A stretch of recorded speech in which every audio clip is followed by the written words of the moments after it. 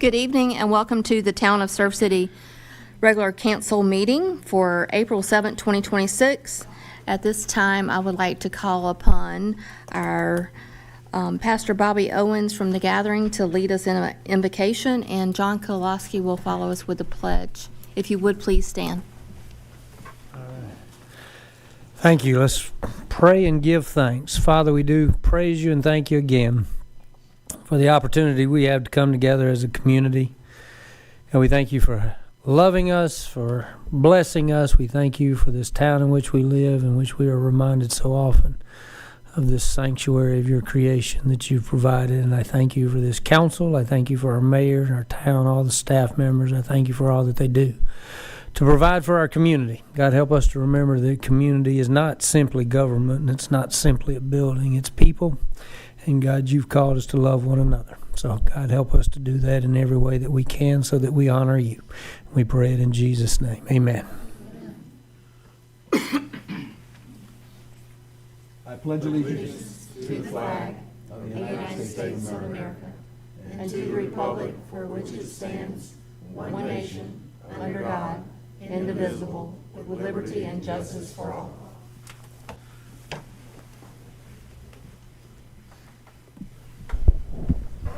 Okay, Miss Sandy Moreau will come up from the Beautification Enhancement Committee to present awards for the Business of the Month and the Home of the Month. Good evening. First up, we have our Home of the Month, which is Miss Vicki Anderson, if she would like to come forward, please. And she lives at 19 Maritime Drive. We'll give her a little applause. I'll let you present it to her. I'm really impressed. I'm honored, really I am, and my husband David, if he was here, he'd be right here and he'd be happy. Thank y'all so much. Well, thank you so much for the beautiful job you do, Well, keeping up I'm your just yard. getting started. It's very difficult this time of year, so we Believe me. appreciate it. Okay, thank But you so thank much. you so much. Thank you.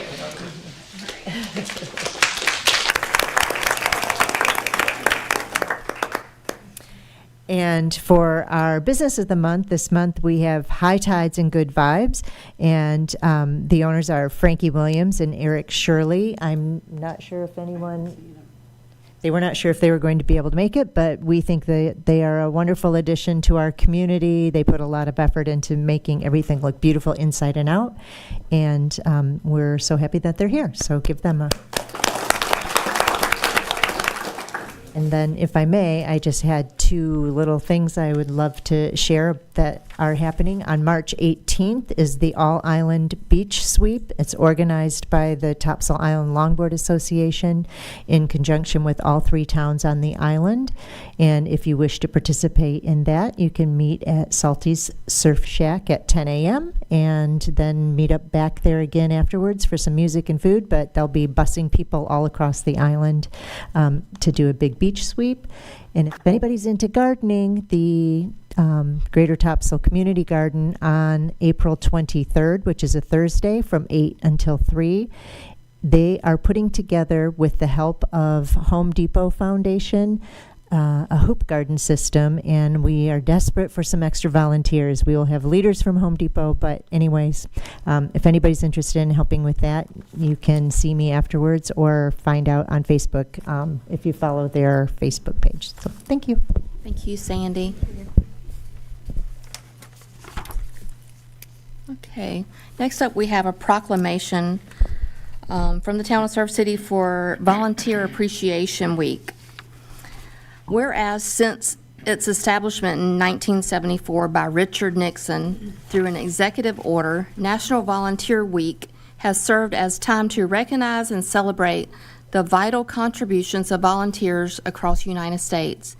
And whereas volunteers are the backbone of strong and resilient communities, generously giving their time, their talents, and their compassion to improve the quality of life for others, and whereas the Town of Surf City, North Carolina is fortunate to benefit from the dedication of individuals and groups who volunteer in support of public safety, environmental stewardship, civic engagement, youth development, and community events. And whereas these selfless acts of service strengthen the fabric of our community, foster unity, and inspire others to become engaged in making Surf City a better place to live, a better place to work, and a better place to visit. And whereas National Volunteer Week provides an opportunity to honor those who give back and encourage all residents to seek meaningful ways to serve their neighbors and community. Now therefore be it resolved, I, the Mayor of Surf City, North Carolina, do on behalf of the Town Council proclaim April 19th through the 25th as National Volunteer Week in Surf City, and we urge all residents to recognize their contribution of the volunteers and to consider joining in service and strengthening our community. At this time, I would like to invite any and all volunteers that are on any committee in the Town of Surf City, if you would please stand. I know there's a lot of you here. Yes. So this is just a few of our volunteers. And we appreciate all that you do.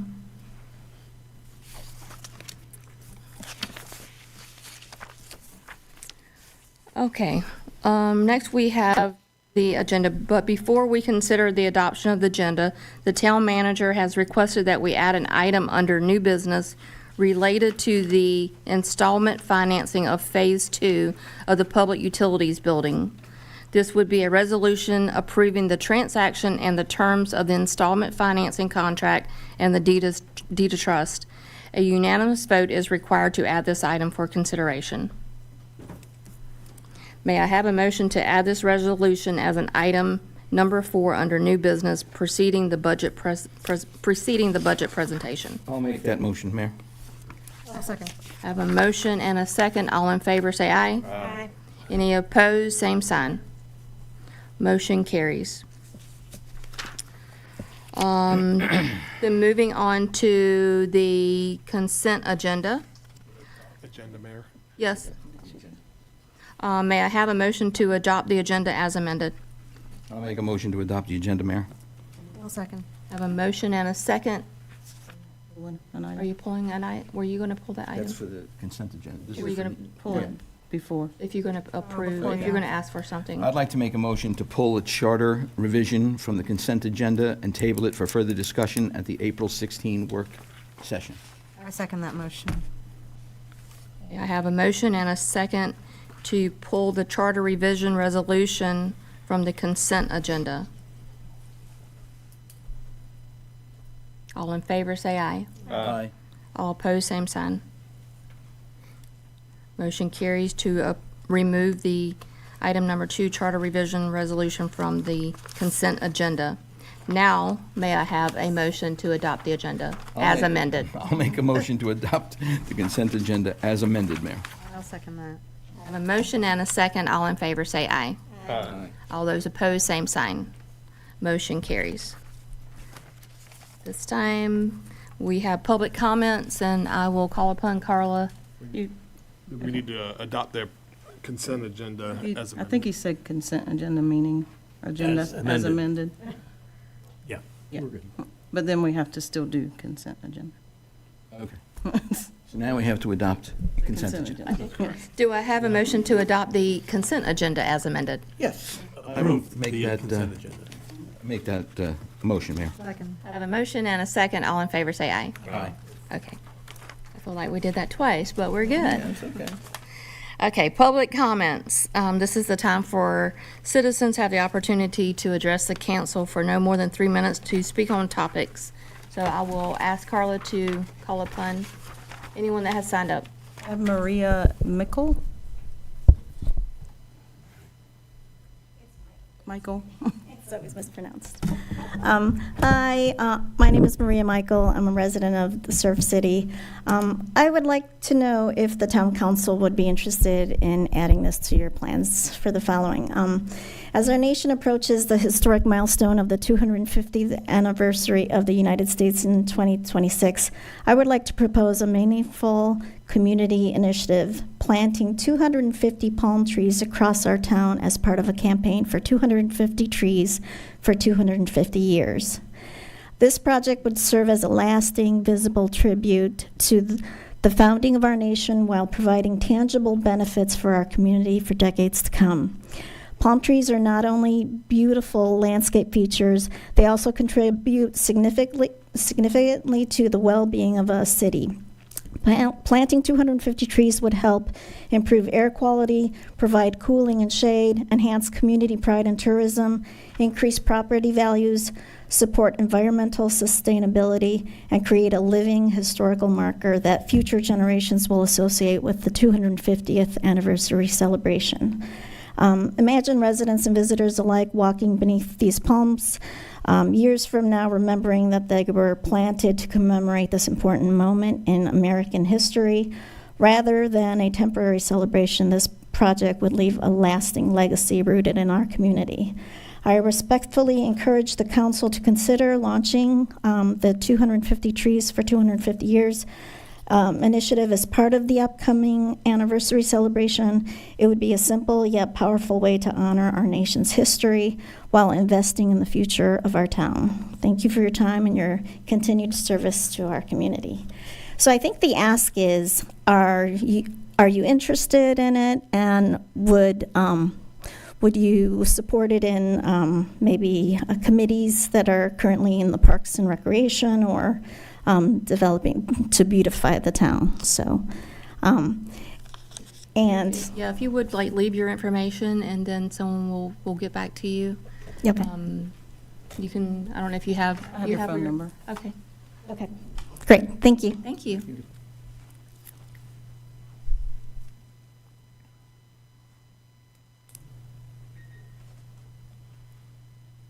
That's it.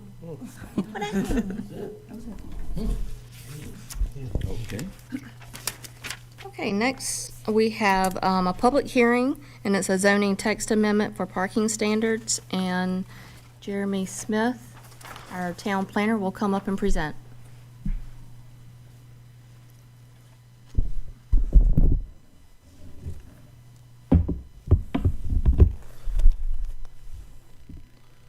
So while Chris brings that up, Madam Mayor, members of the council, before you is a zoning text amendment for section 7.6, off-street parking and loading standards.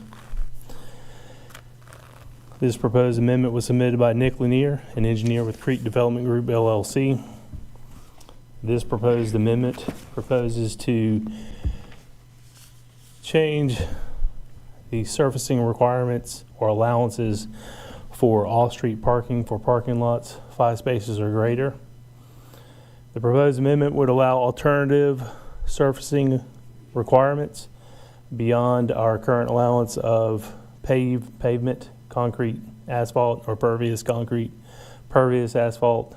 The proposal is to allow surfacing that would match or be similar to what is already allowed by NCDEQ via stormwater management, be it a true grid paver system, any type of permeable or permeous surfacing material. And I've got a couple of examples, and Mr. Lanier had provided some in his supplemental, which is part of your packet. This is supported by our comprehensive land use plan under policy 5.1X, and it encourages us to adopt new development standards that would help us control stormwater runoff, stormwater controls. And this is a perfect example of what our ordinance is trying to create. We significantly limit lot coverage, impervious lot coverage throughout all our zoning districts. And this would allow development to continue with designed pervious and permeable surfacing standards for our large parking lots that often come with commercial and some residential development. Before you on the screen is some examples. The 3 slides above are the True Grid paver system, which is already used across the state by NCDEQ stormwater. It is a grid system engineered, compacted with 57 stone gravel type. It is contained and allows water to infiltrate through it. The bottom is a pervious paver system. This is actually an example from a national park parking lot. The planning board reviewed this request at their February 2026 meeting. They, along with staff, are recommending approval of this text amendment, as it is something that was in our previous ordinance prior to November 2024. Back to this slide. We allowed alternative paving material along with turf stone or similar material that could exhibit equivalent water resistant, wear resistance and load bearing, but allowed that water to infiltrate through it. Again, the planning board heard this at their February 2026 meeting, and they would, along with staff, are recommending approval. Mr. Lanier and staff are happy to answer any questions that the board may have. At this time, do I have a motion to open the public hearing? I'll make a motion to open the public hearing, Mayor. I have a motion and a second to open the public hearing. All in favor say aye. Aye.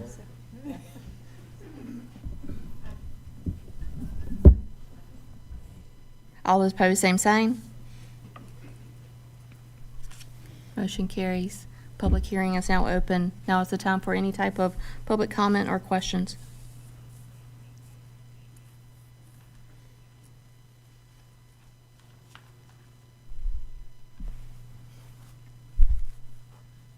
Mike McCusker, 1606 South Topsail Drive. I'm a resident and a citizen.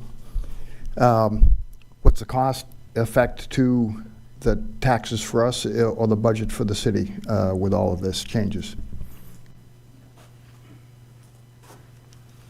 This would have no cost bearing on taxes. This is something that was driven by the development or the developer who chooses to use this. The total cost of this would be onto the developer. It had no impact on the taxes or tax cost. This is basically, we're just allowing for an additional type of material to be used for larger parking. Correct. Our current standard for parking lots, 5 spaces or more, is a pavement system. You can do pervious concrete, pervious asphalt, but this will allow alternatives similar to what NCDEQ already allows with their stormwater design, and staff believes that it would be a better stormwater system, hopefully reduce the amount of large stormwater ponds we have, and it would definitely control runoff coming off of a site because the water would infiltrate through the parking lot. So, excuse me, basically that we have, like we just installed at Roland, but it's a different. One of the options, the pavers. A paver system, it could be, as long as it's engineered, could be used in this type of application as an alternative material. Those systems are a little bit more complex, is that it's not, I mean, it's designed to take on more than just what that little section is covering, but look of a paver system would be very similar to like what is at Roland. Okay, Yep. that's fine. I just need a clarification. You mentioned the BUA. By putting pervious material, do you increase the density potential for a lot? Or for, okay. So instead of, if you don't use asphalt, which is non-pervious, you can build more buildings because your lot coverage. Correct. Currently, our lot coverage definition is impervious, and it says anything that's pervious is not counted towards your lot coverage. And pervious would be your pervious design, pervious pavers, pervious true grid system, if allowed, gravel system would not count towards your lot coverage. Right. So it would provide development of higher density in terms of building than if they had used a non-pervious surface. Potentially, yes. Okay. Just so everybody's aware. And it does not come at a cheaper cost. It's absolutely. The true grid system or a pervious system is well more expensive than a full concrete parking lot, and there is a maintenance aspect of it. Yep. So it's The drainage. correct. We currently allow for non-pervious surfaces, like non-pervious asphalt. Yes. As well. Yeah, So and this we is allow just pervious adding concrete and a pervious asphalt. specific to additional Correct. types of pervious And additional coverage. Typically, what you're going to see is your standard paved drive aisles, concrete or asphalt drive aisles, and your parking spaces are going to be your more pervious material. That is generally what's seen across the state and across the nation, as this is a developing trend as an alternative, because you just cannot put the standard BMP as a stormwater detention pond or retention pond. But this allows your underground infiltration system. And that's, I think it's a strong positive on the stormwater side. The rules on island, the CFOD, stay the same, though. The stay the CFOD same because already requires this. That's right. We already allow We're just extending the type of material you can correct. use.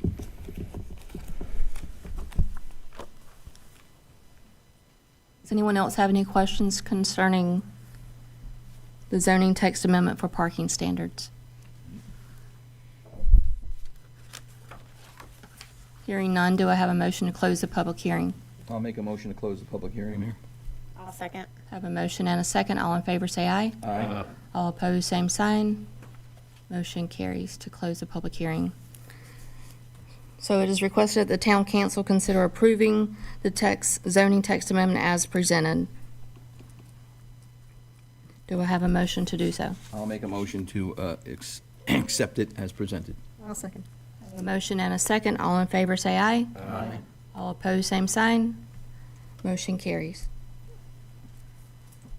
Next item, item number 2 is annexation, the town of Surf City properties in Onslow County, and Carla Citarelli, our town clerk, will present. Thank you, Mayor. So recently, we revised an agreement with the town of Holly Ridge that would allow us to go into Onslow County to annex the town-owned properties only. So we are looking to annex 3 parcels that are adjacent off of Sarge Martin Road. They total about 248 acres. It's been advertised, notice has been sent to adjacent property owners, and they're asking that we annex this into the town of Surf City. Do I have a motion to open the public hearing? I'll make a motion to open public hearing. I'll second. I have a motion and a second. All in favor, say aye. Aye. All opposed, same sign. Motion carries to open the public hearing. there any public comments concerning the annexation of town-owned property that the town owns in the town of Surf City in Onslow County? Madam Mayor, if I may just add real quick, the property being requested to annex is currently being used as our wastewater treatment facility location where we operate that service as well as spray fields and subsurface irrigation. And essentially, when we make improvements or adjustments to that system, we would prefer to be under Surf City regulation as opposed to going to another municipality to request permits or certain approvals. We did a project a couple years ago and had to go get a special use permit through Hawley Ridge. So just want to make sure that there's clarity in that this isn't land that's going to be used for something that it's already being used for, which is the system, wastewater treatment system that's already in place. Are there any other discussions or questions? So, Mr. Brewer, the zoning will stay G1? That's correct, yes. Land use is what, government institutional in the land use plan? I'm So not sure. nothing I'd have to changes? ask our planner about our land use plan, but this parcel may not be part of our land use plan just because it was not necessarily in our jurisdiction, in Hawley Ridge's jurisdiction. But through the annexation process and the zoning process, that would essentially direct us to modify our land use plan to put the appropriate land use classification onto that as a sort of retroactive process. That's correct. When you adopt it, when annexed and that zoning is applied, that is a automatic update to our land use plan for properties not currently identified in the land use plan, future land use categories. Right, but it's G1, but it's the land use plan says what, something institutional? Institutional. Yeah, okay. That So is- it's, yeah, we're not looking at turning around and selling bits of it to, No, not at all. No, No, it that's- is our wastewater treatment plant. that is, we need it. Thank you. Thank you.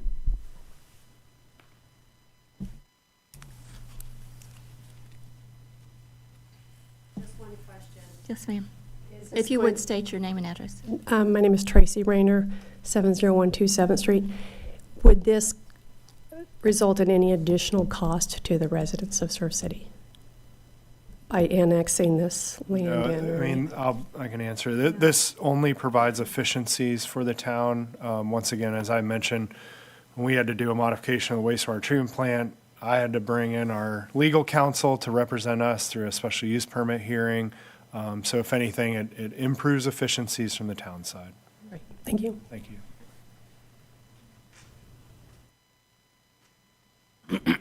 Does anyone else have any public comments? Hearing none, do I have a motion to close the public hearing? I'll make a motion to close the public hearing. Have a motion and a second. All in favor, say aye. Aye. All opposed, same sign. Motion carries to close the public hearing. It is requested that the town council consider approval of the annexation as presented. I'll make a motion to approve the annexation as presented. I'll second. A motion and a second. All in favor, say aye. Aye. All opposed, same sign. Motion carries. Okay, under old business, we have an ordinance amendment. This is Chapter 4, the beach strand, and our town clerk, Carla, will present. Okay, this actually came to the council back in September. It was first brought by request and review from the Shoreline and Resiliency Committee. The original intent was related to regulations regarding hole digging, polystyrene foam use, dune protection, beach driving, and other beach-related activities, while also establishing civil penalties for non-compliance. But inadvertently, somewhere in there, we left out some of what you all had discussed and approved. So this is kind of an administrative cleanup, only applying to Article 1, Section 4.1 through Section 413 to make the changes as originally intended. And that is in your packet, a clean draft of that. Okay. Does anyone have any questions? Go ahead. No. I just wanted to comment, or maybe ask our manager to comment on who's on that committee, so the public could know who worked to make those decisions. Oh, excuse me. Put me on the spot here. know. So the shoreline. I know, This is sorry. a volunteer committee as well. Yeah. It is. It's another group of volunteers. It is, but And we was- also had additional staff on this committee to look over this specifically, like a subcommittee, Right. which included our police chief.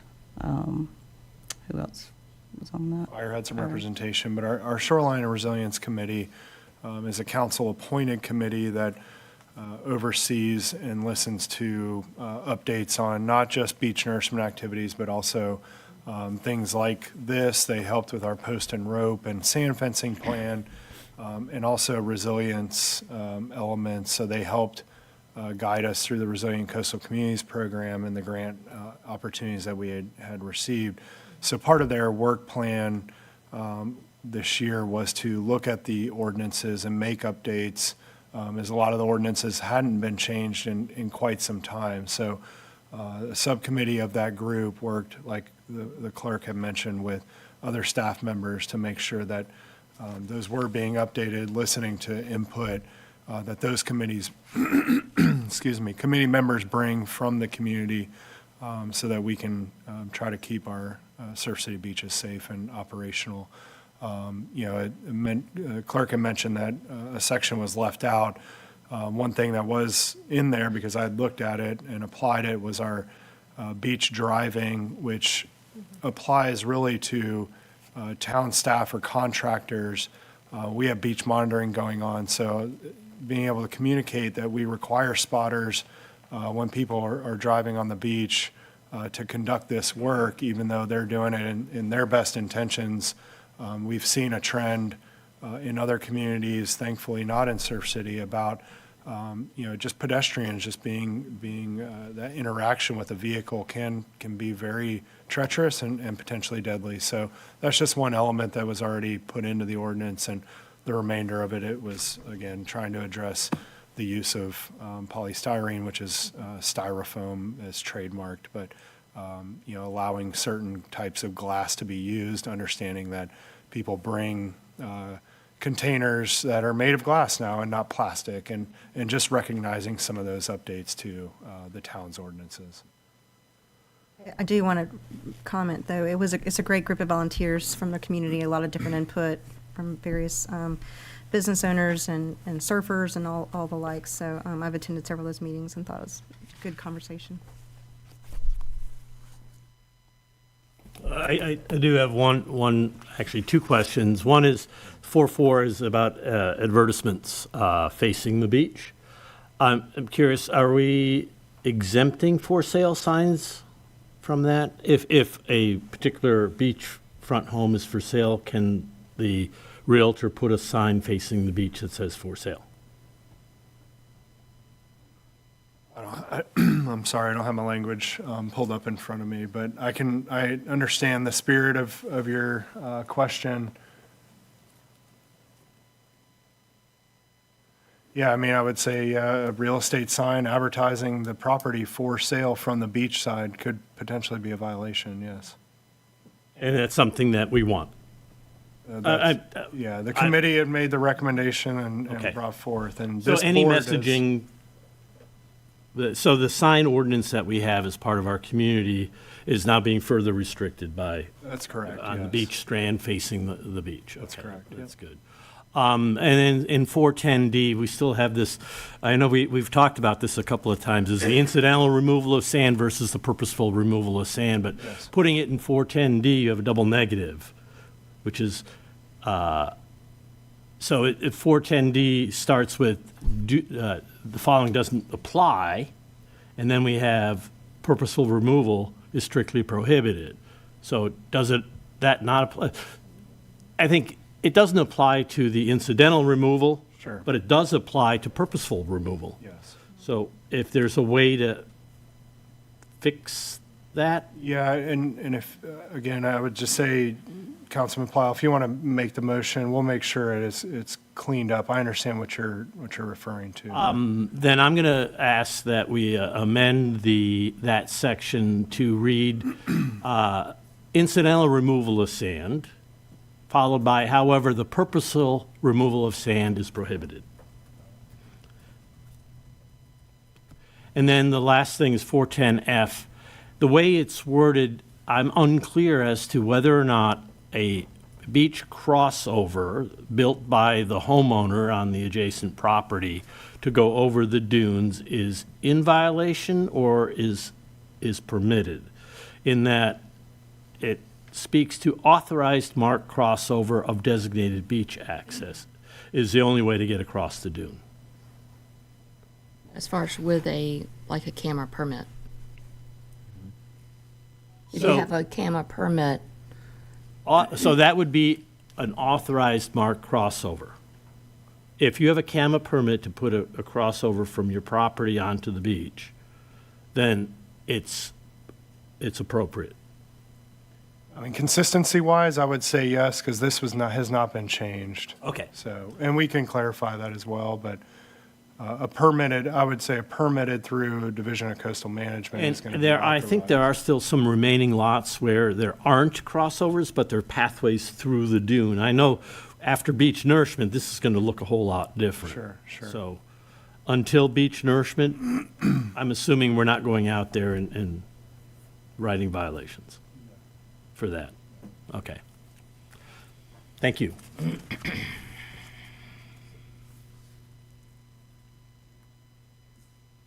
any other discussion? We'll make those adjustments, and thank you for pointing those out. Thank you. So did you made a motion? Did you make a motion there, Andy? Make a motion to accept the wording for the beach strand ordinance changes with the amended recommendations. I have a motion and a second. All in favor, say aye. Aye. All opposed, same sign.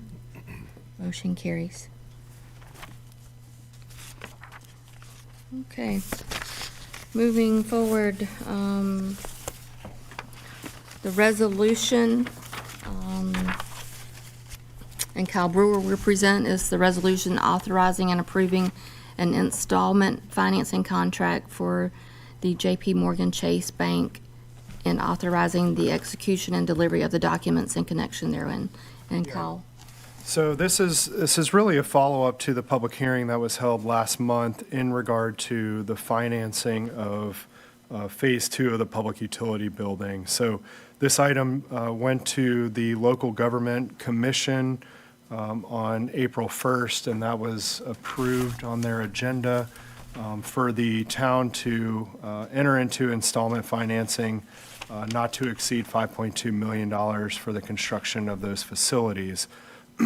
Once again, the funding for that comes out of our utility account, and it is, as represented to the Local Government Commission, the financing of this project does not implement any sort of rate changes in order to fund that. I think that was a point of clarity we wanted to bring out last month with a public hearing. So what the resolution essentially does is authorizes us to move forward with the installment financing contract with J.P. Morgan Chase, as well as approving the deed of trust, which will be placed onto the property. We did go ahead and divide out the portion of the property that contains the water treatment plant to not encumber that through this financing. So the deed of trust is simply on the tract in which contains the existing public utilities building and then this Phase 2. This resolution also authorizes the attorney, the manager, the finance director, the mayor, or the clerk to execute necessary documents for the financing. The contract, financing contract with J.P. Morgan has been reviewed not just by our attorney, but also our bond counsel that represents the town through this process. So essentially, this resolution will give us those approvals to move forward and keep this project rolling. So that's what it's for. Thank you. Do we have contract terms, or is that still negotiated?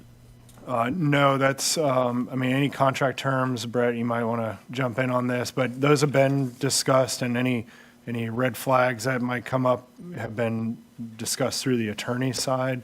But the financing terms have been, we put out a request for proposals on those and went with the best rate that we could get for the project. So we know the rate. Yeah. Melissa, you might know off the top of your head. I don't have it on top of my head. It's 4 something. I know that. I'm sorry, Andy. Well, as long as we know the rate as opposed to it Oh, becoming. yeah. No, we went through a formal request. That's fine. Request That's fine. for And proposals. I'm good with 4. Yes. So, And had a healthy submission of lending institutions, so there was competition in the rate. okay. And the term in terms of years? 20, 20? 20-year term, yes.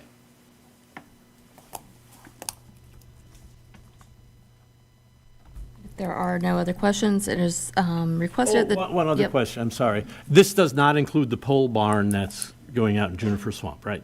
These are the 3 buildings. This is onto Highway No, 210. yeah, this is, Got it. 210, yep.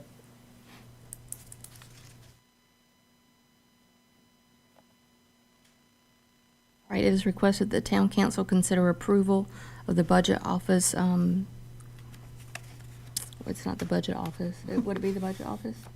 Ma'am? Is it from the budget office as presented? That would be fine, yeah. Call the budget office, finance office, office. finance. Do I have a motion to do so? I'll make a motion to do so, Mayor. I'll second. I have a motion and a second. All in favor, say aye. Aye. All opposed, same sign.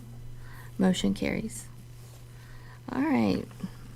Our last item, before we get to reporting, is the budget officer submission, and this is going to be our 26-27 presentation of our budget. And Madam Mayor, I'm going to have a seat at the table, and the finance officer is going to join me while we give this presentation, or while I give the presentation.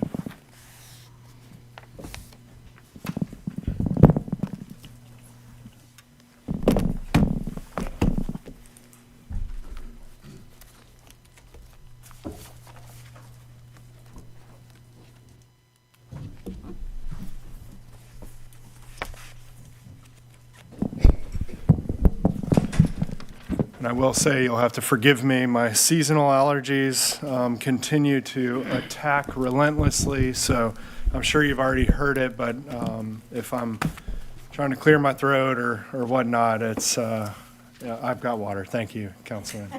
No problem. Feel your pain.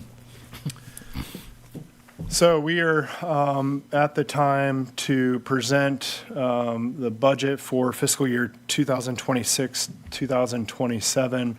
As a reminder, this will affect, basically come into effect July 1, 2026, and then run through June 30 of 2027. That's why it covers two years on there, but that is the local government's fiscal year. So we're going to go ahead and get started. I've got just some background information that I'm going to provide, and then really the information that establishes expenditures, revenue numbers, and proposed tax rate will come with the budget message that I will deliver towards the end of the presentation. So we met at our March work session for a good part of the entire day here and heard from departments. The town had prepared the draft budget at that point, but we still did not have key numbers from our counties going through the revaluation process. So listening to department heads, listening to council, and then incorporating feedback from the community through various opportunities, a strategic planning process, et cetera, is all what goes into crafting the budget. So, and I'll kind of cover some of that stuff in the presentation.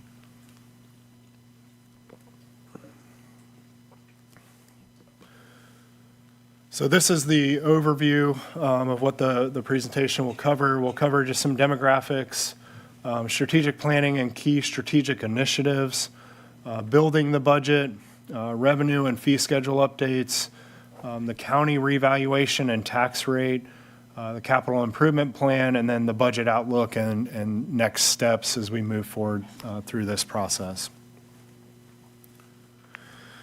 So our budget begins with understanding of who we are serving, the growth, demand, and evolving needs of Surf City that shape the financial decisions. So our year-round population is estimated at around 5,000 residents, 4,976. That is the certified population estimate as of July 2024. We can make estimates on what this would look like. They certainly would not be certified, but as you can see, we average about 300 or so new residents a year in the recent history. However, as we all know, that number changes significantly during the summer months, along with continued growth in surrounding communities.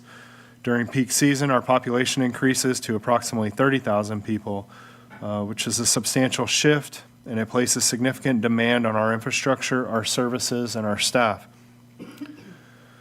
Since 2020, Surf City has grown at a remarkable pace, approximately 28%.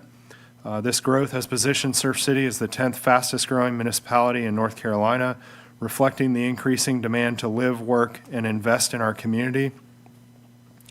Released just on March 26th, updated population estimates show that Pender County is the second fastest growing in North Carolina, right behind Brunswick County. I think Brunswick County has held that position for quite some time, but percentage growth, Pender County is right behind Brunswick County.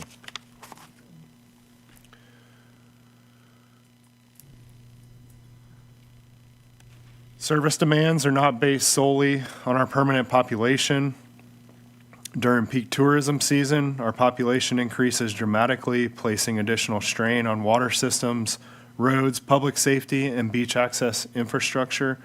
As we have seen in recent observations, is that with the growth in our surrounding communities, it's not just the peak season that we see these impacts. A warm weekend in March is going to bring a lot of folks to the beach, even though the water might be 55 degrees. People are still coming to Surf City. So we as a town still have to manage that growth, even though it might not necessarily be within our walls per se. So just want to kind of point that out, even though people, I'm sure, recognize that as they go out and about on warm weekends, even in the what we would call the off season.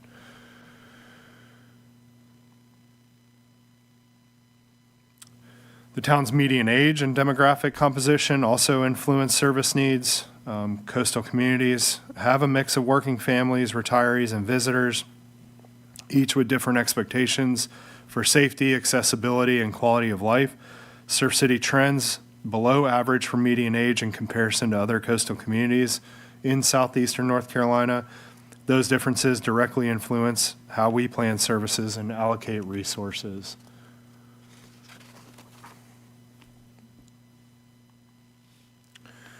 We are also seeing continued growth in property values. This is reflected in the recent revaluations conducted by both Pender County and Onslow County, which capture current market conditions.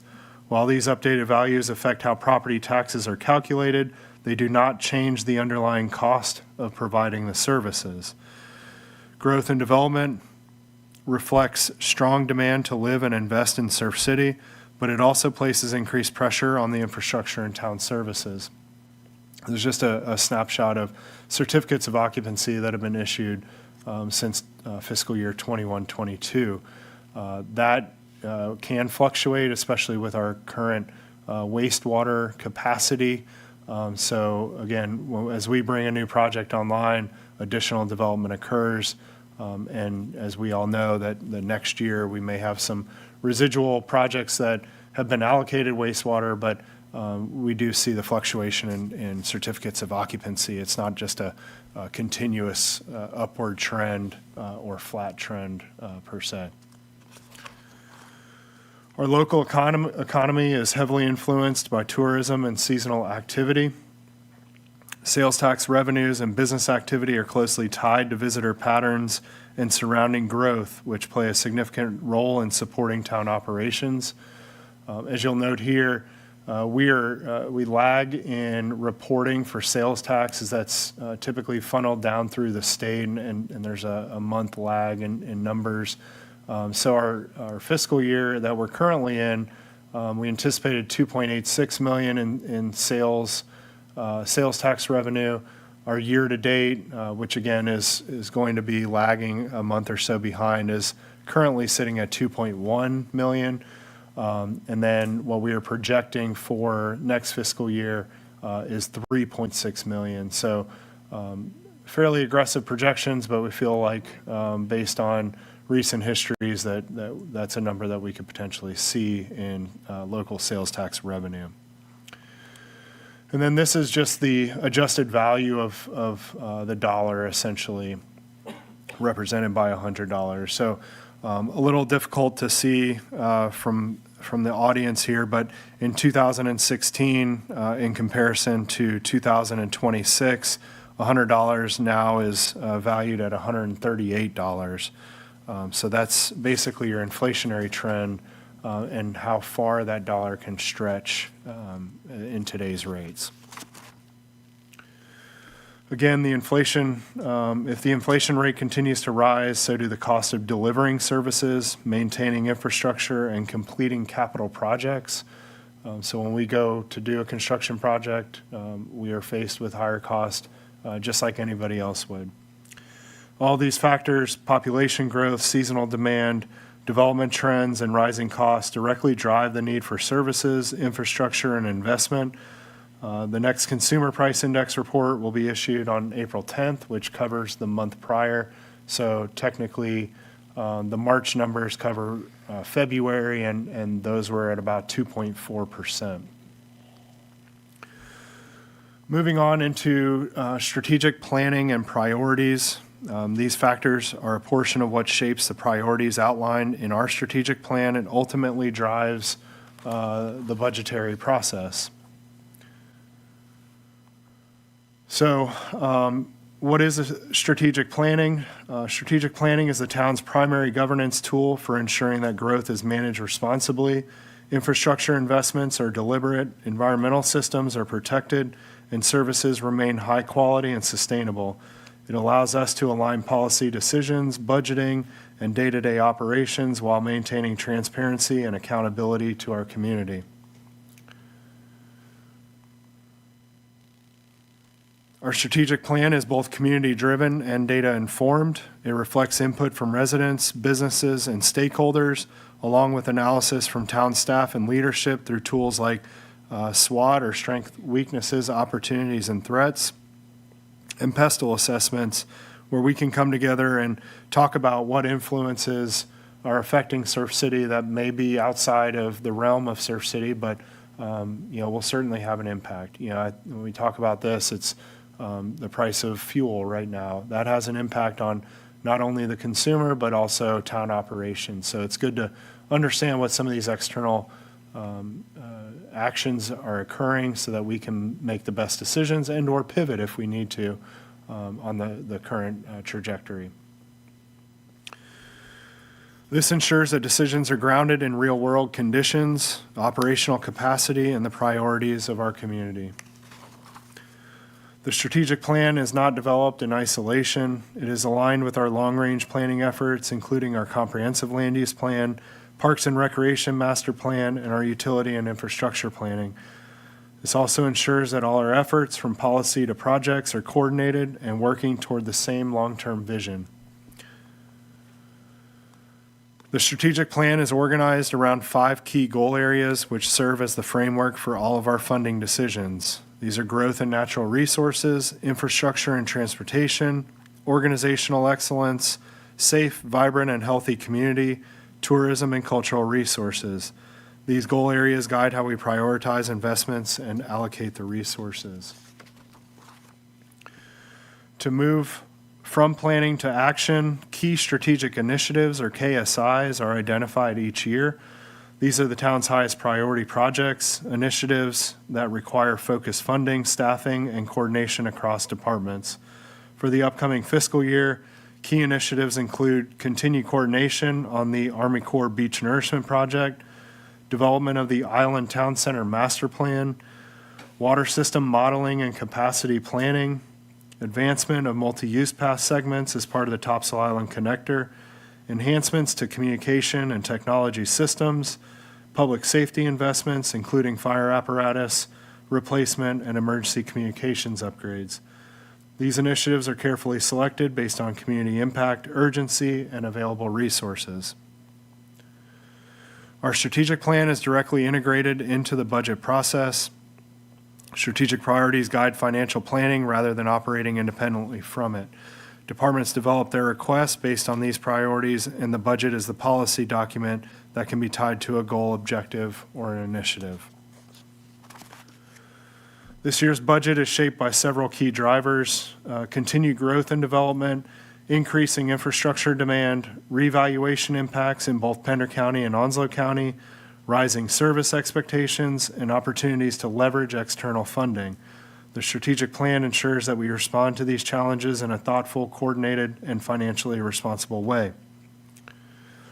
Implementation is just as important as planning.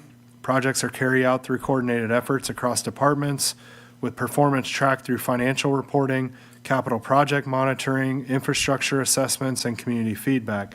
This allows us to continuously evaluate our progress and make adjustments as needed. Through this process, the strategic plan moves from vision to action. It defines what we need to do, and the budget determines what we can afford to do now. So next, I'll walk through how we take these priorities and build a balanced budget to support them.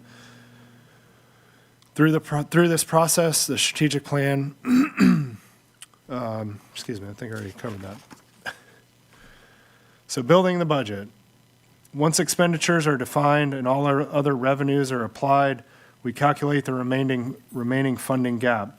This is a critical point in the process. The budget determines how much revenue we need, not necessarily the tax rate. So the first step is determining total expenditures. These costs are driven by strategic plan priorities, service level expectations, growth and seasonal demand. This includes personnel, which is our largest cost driver, and a large percentage factored by fixed costs from the state. Operating expenses, capital transfers, or pay-as-you-go funding, and debt service for previously funded projects. At this stage, we are defining the full cost of providing services and delivering on our priorities. Next, we identify all available non-property tax revenues. These include, as I mentioned, sales tax, which is heavily influenced by tourism and surrounding growth, fees and permits, including updates to the fee schedule, utility revenues where applicable, state and federal funding, and other sources such as interest earned on investments. As part of this process, staff also evaluate opportunities to reduce costs and improve efficiency. This includes identifying operational efficiencies, delayed or reduced expenditures, and adjustments that help minimize the impact on taxpayers. These efforts are reflected in the general fund adjustments that I will talk about right now. So across almost all departments, certain cuts are necessary in order to balance a budget and to recognize budget efficiencies. In total, these represented approximately $700,000 just from the initial budget request.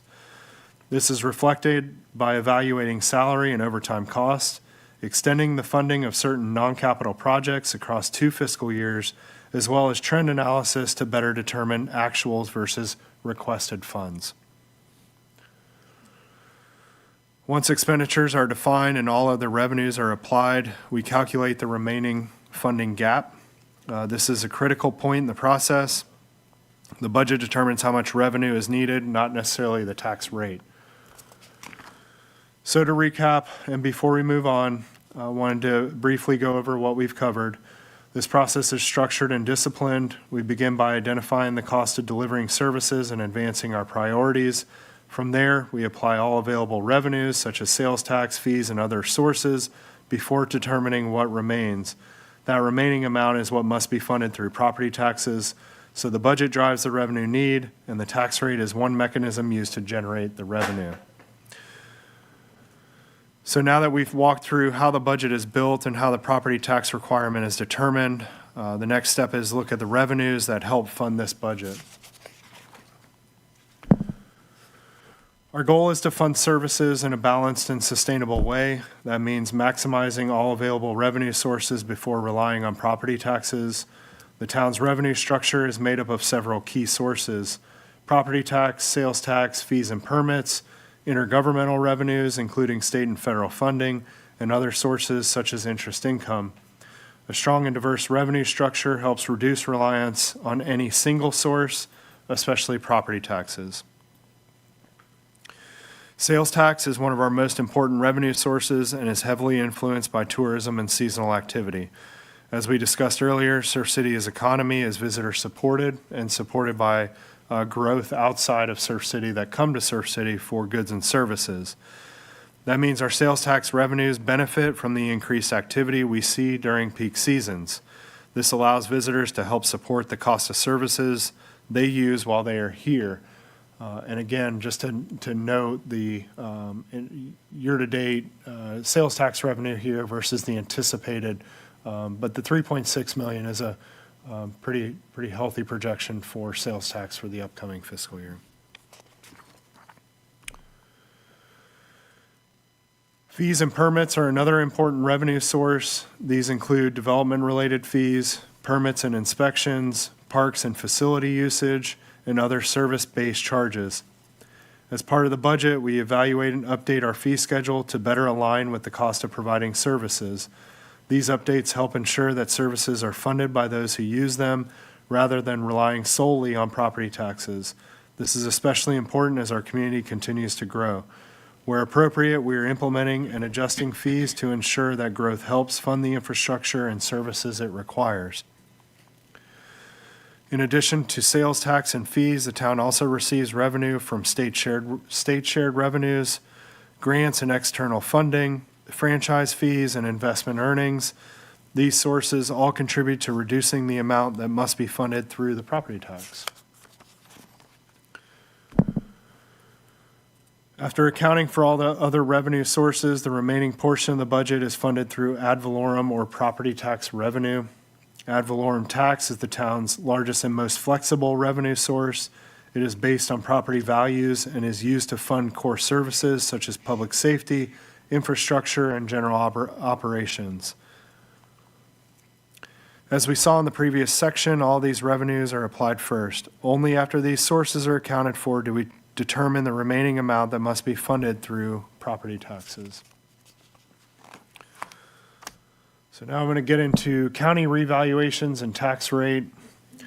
So now that we've reviewed the revenues that support this budget, the next step is to look at how property values, particularly following the recent county revaluations, affect how that remaining cost is distributed.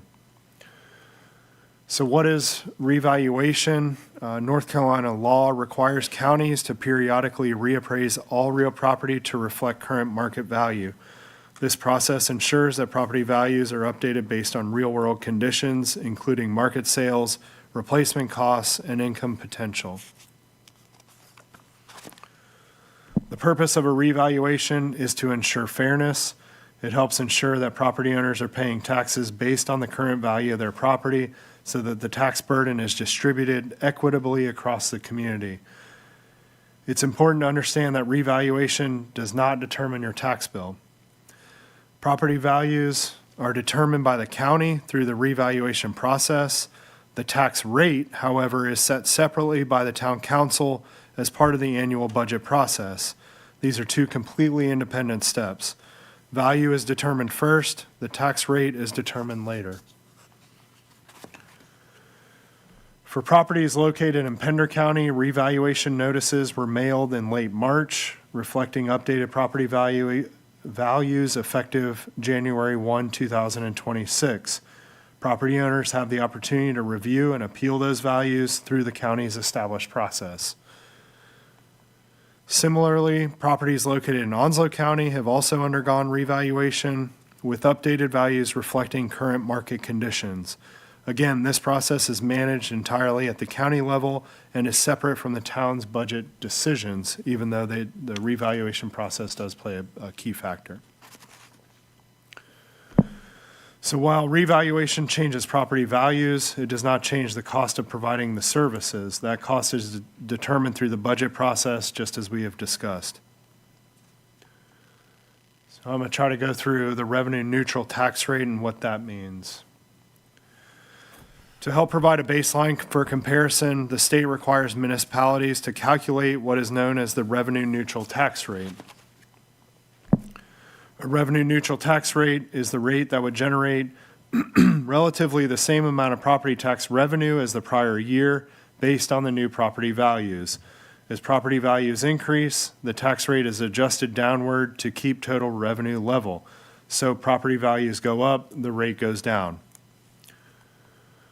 What this means in practice, here's a simple example. Even though the property values increases, the lower tax rate results in the same overall tax levy under a revenue neutral scenario. The revenue neutral rate is not a recommendation, it is a benchmark. So as you can see here, the revenue neutral, which is adjusted for growth, the statutory requirement would be 30.27 cents.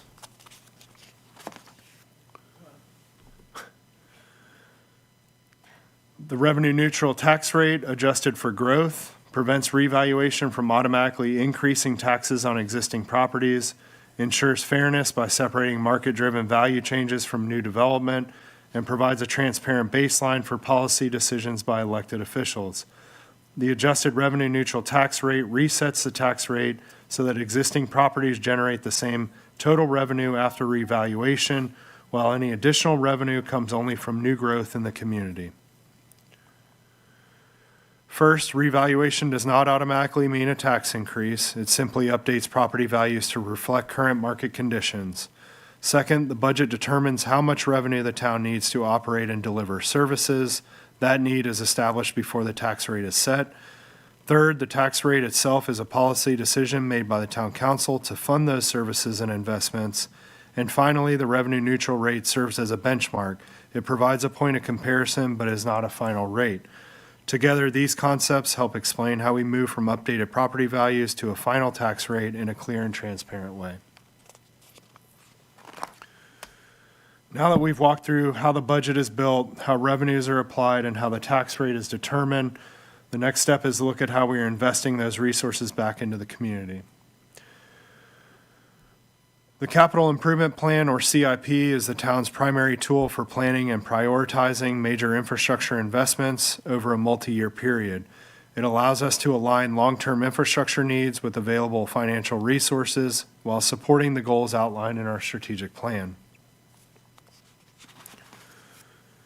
The CIP focuses on major capital investments such as transportation infrastructure, including roads, sidewalks, multi-use paths, water, wastewater, and stormwater systems, public facilities and parks, and capital equipment necessary to support the town's operations.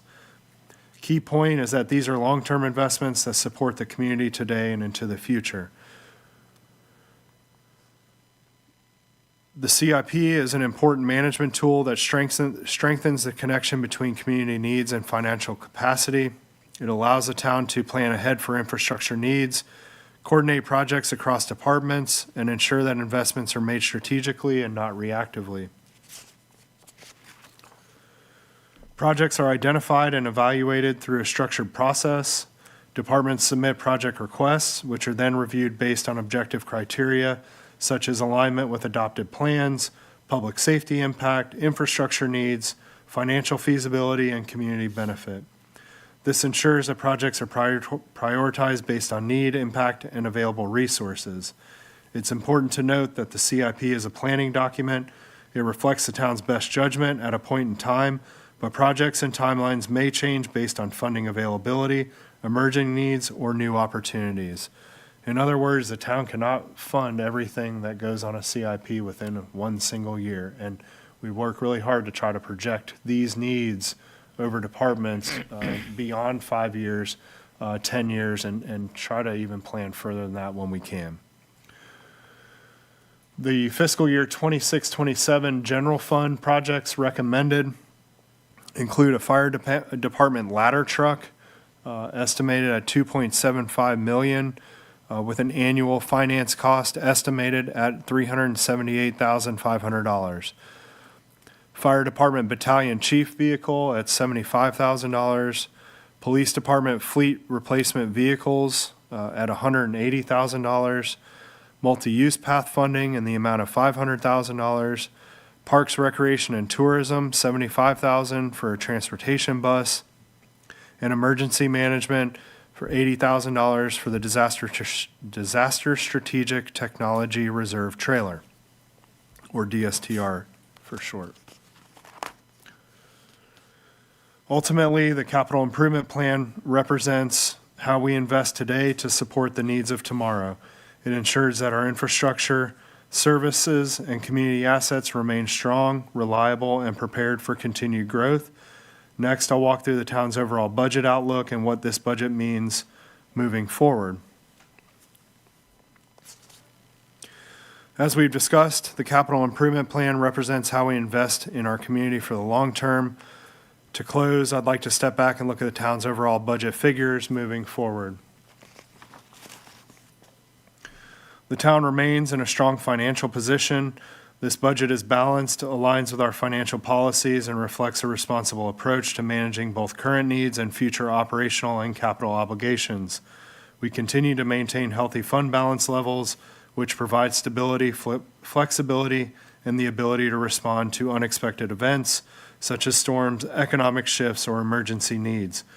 Maintaining financial stability is critical to sustaining services and supporting long-term investments.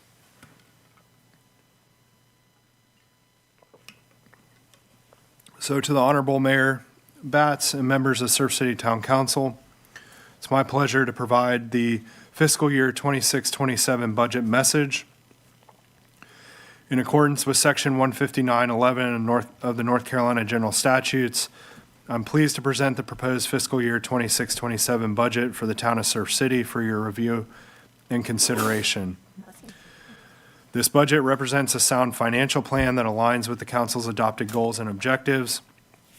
All sections of the proposed budget comply with the North Carolina Local Government Budget and Fiscal Control Act as amended. A balanced budget or an interim budget must be adopted by June 30th, 2026. Pursuant to North Carolina General Statute 159.12, a public hearing on the proposed budget will be held on Tuesday, May 5th, 2026 at 6 p.m. at the Surf City Municipal Complex. Notice of this hearing will be properly advertised, and copies of the proposed budget will be made available to the public, including distribution to local media. The proposed budget will also be available for public inspection on the town's website, in the office of the town clerk, and at Town Hall. The proposed fiscal year 26-27 budget is balanced and totals $40,160,494 for all operations. Appropriations are distributed among the following funds. General Fund, $20,657,787. Accommodation Tax Fund, $3,147,658. The Water Enterprise Fund, $4,146,251. The Sewer Enterprise Fund, $6,704,226. Stormwater Enterprise Fund at $541,157, and Beach Nourishment Fund at $4,963,415. The town's capital improvement plan is also presented for consideration as part of the budget adoption process. Getting into revenues, the town's largest single source of revenue continues to be property taxes, estimated at $10,914,877, representing approximately 53% of general fund revenues for fiscal year 26-27. Based on information provided by the Pender and Onslow County tax offices, the town is using a projected tax base of $3,799,245,749. The town of Surf City is located within both Pender and Onslow counties. For tax year 2026, both counties have completed property revaluations. Onslow County operates on a 4-year revaluation cycle, while Pender County's last revaluation occurred in 2019. Following a revaluation, North Carolina law requires local governments to calculate a revenue-neutral tax rate using a prescribed methodology. The rate represents the tax rate that would generate the same amount of property tax revenues as the prior year, adjusted for natural growth. Natural growth reflects increases in the tax base from new construction and improvements within existing boundaries since the last revaluation. It is important to note that the revenue-neutral rate is based on total assessed valuation, not individual properties. As a result, individual tax bills may increase or decrease depending on how a property's valuation change compares to the overall tax base. The calculated revenue-neutral tax rate for Surf City is 30.27 cents. This reflects an average annual growth rate of approximately 4.64% since the last revaluation in 2022. The recommended tax rate for fiscal year 26-27 is 29 cents per $100 of assessed valuation, which is a reduction of 24 cents from the current rate of 53 cents and is below the revenue-neutral rate as defined through statute. Applying the recommended rate to the tax base, along with the projected collection rate of 98.7%, yields $10,914,877 in property tax revenue. Each 1 cent change in the tax rate generates approximately $374,985 in revenue. The second largest general fund revenue source is local sales tax, as we've discussed, which is estimated at $3.6 million for fiscal year 26-27. Additionally, water and sewer operations are projected to generate $10,850,477 in the town's enterprise funds. Investment income is projected to decline due to anticipated easing of interest rates and market uncertainty. Other revenues, including telecommunications taxes, ABC distributions, and video programming taxes, are expected to remain relatively flat. Getting into expenditures, Surf City continues to experience steady population growth, increasing from 3,894 in 2020 to an estimated 4,998 in 2024. This growth places additional demand on town services to maintain service levels and support new initiatives. The budget provides for necessary personnel, equipment, supplies, and infrastructure investment.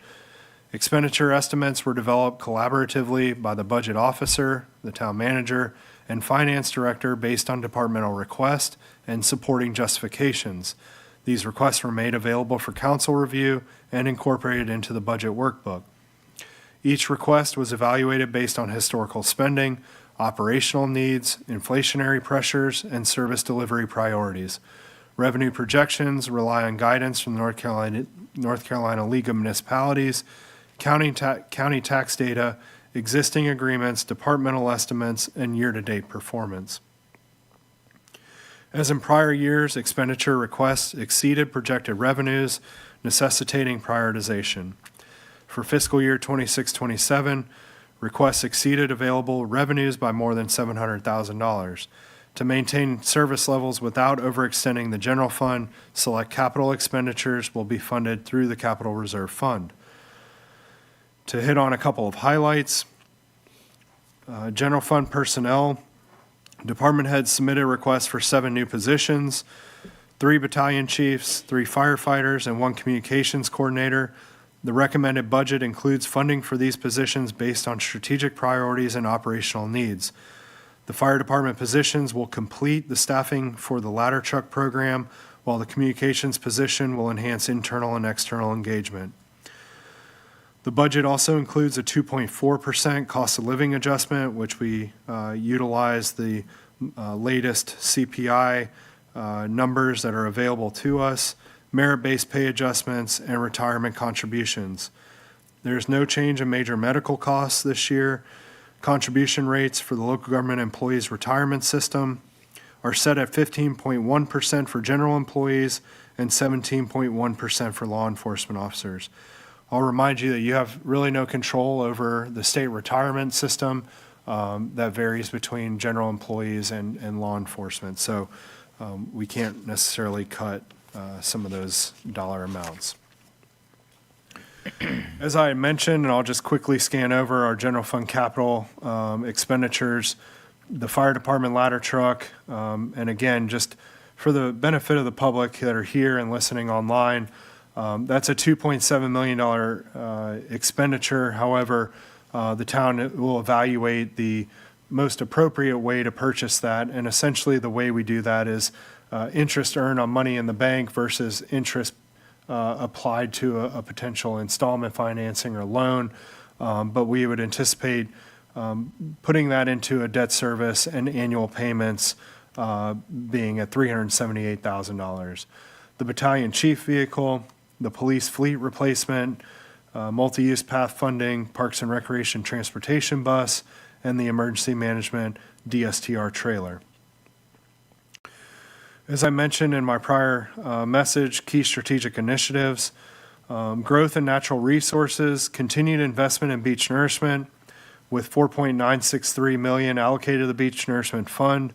Funding sources include accommodations tax, property tax, and paid parking revenues.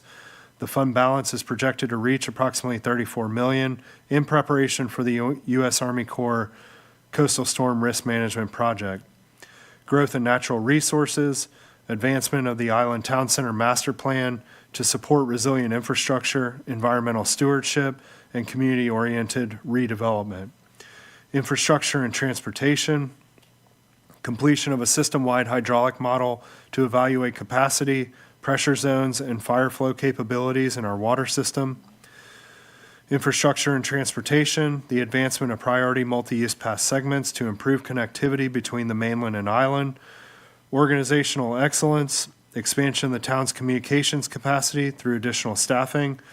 Organizational excellence, strategic planning and procurement of replacement fire apparatus. And safe, vibrant, and healthy community, completion of Phase 3 of the town's two-way radio system and deployment of the deployable strategic technology reserve. In summary, the recommended budget reflects a disciplined financial strategy that balances service delivery, infrastructure investment, and long-term planning. I commend the mayor, town council, department heads, finance director, and staff for their commitment to responsible fiscal management and stewardship of public resources. This budget includes a recommended property tax rate of 29 cents per $100 of assessed valuation, which is below the calculated revenue neutral rate.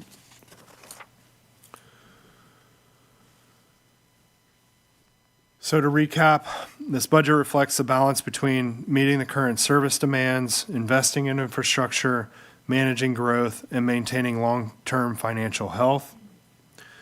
We recognize that there are real pressures facing this budget: continued population growth, seasonal demand, rising costs due to inflation and construction pricing, and increasing expectations for service delivery. But through careful planning, disciplined budgeting, and strategic investment, we are addressing these challenges in a responsible and sustainable way. From demographics and growth to strategic planning to how the budget is built and how we fund it, this process is intentional and connected. Each piece builds on the next to ensure that we are making informed and responsible decisions.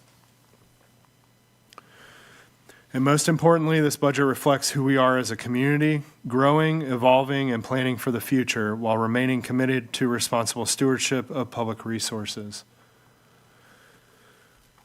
Next steps in the process include continued discussion and feedback.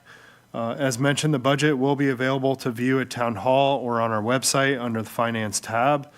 The public hearing will be held, and final adoption of the budget would be scheduled. I will note that the budget is it's a lengthy document, and it's full of spreadsheets and numbers. And if anybody wants to dig into the budget throughout this next phase or next period, please reach out to us, as we're more than happy to try to explain each expenditure or each revenue to the best of our ability and how that fits in with the overall plan for the town. So with that being said, Madam Mayor, that is the manager's recommended budget overview presented to council this evening. Thank you, Kelly. You need a water now? Need a water? I've got water, thank you. Okay. I appreciate it. Okay, if I keep going. We are very excited to see all the adjustments and each staff member that put in all their recommendations to Melissa and Kyle. I know, along with the other staff, they have worked tremendously hard over the last few months to come up with a balanced budget and to reduce the rate from 53 cents down to 29 cents per 100. So what is the pleasure of the board? At this time, it's requested that the town council consider approval the budget officer submission as presented.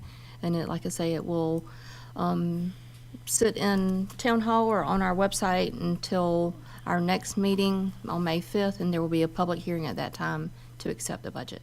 Mayor, I'd like to make a motion to approve as presented.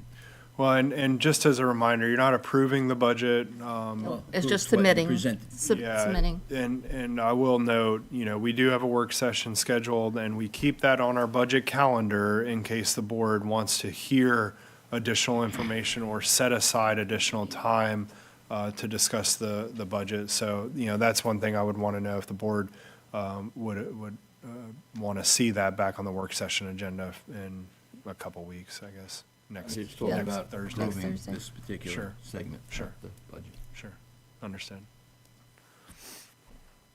Anybody have any questions? I just have one quick comment, I guess. Well, a comment and maybe a question.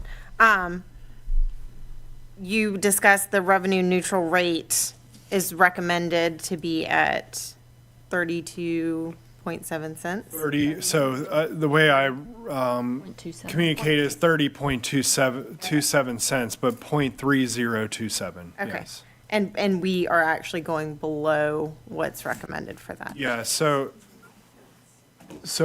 revenue neutral is calculated, you take the aggregate or the average of the valuations from the last 4 years. So even though Pender County hasn't done their reval since 2019, since we're split between two counties, we only go as far back as what Onslow has, completed their last reval of 2022. So the 4.64% of growth realized is really in that 4-year cycle, which we would have anticipated a little higher growth number if we were going back to 2019. So. And then just the portion of that goes to beach nourishment has been adjusted as well. Yeah, so the town historically has operated on 10 cents of the ad valorem rate, to be dedicated to stormwater. And the tax rate remained the exact same for Beach nourishment. What did I say? Stormwater. Stormwater, sorry. Beach nourishment, tax rate has been consistent for years on that, and it has grown because the valuation has grown. But now that the valuation has been adjusted, that the pennies on that are like 5.5 cents. But what we would prefer to use is these target numbers of maintaining a healthy beach nourishment fund so that we are prepared to fund our portion of the coastal storm risk management project and not be subject to federal fluctuating interest rates on a pay-as-you-go sort of scenario, because we will, the federal government would be happy to finance our portion of the project, but right now our money is all invested and is earning interest, and that's what helps, again, offset property taxes in developing the overall budget.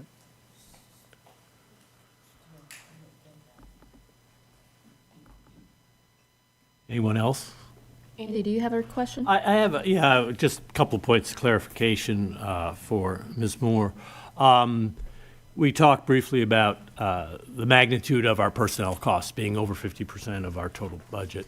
And we had talked previously that we had a 2.4% cost of living increase plus a merit increase. And we had talked about the merit, I think, was 2.5 target or max. Have we made the adjustments, or have we kept that 2.4 plus 2.5 in our budget? Currently, the 2.4 and 2.5 are there, so it's 4.9. So we had talked about that it implies that all employees get the maximum merit increase, and whether or not that's realistic or not is a question I suppose that Mr. Brewer can help us answer. In my experience, that isn't realistic. Yeah, so in our conversation, merit increases, again, based on core competency, achievement, and goals that are set out to either reflect professional advancement or reflect initiatives that are achieved based on our strategic plan. And I can assure you that the evaluations that I provide 100% are not handed out.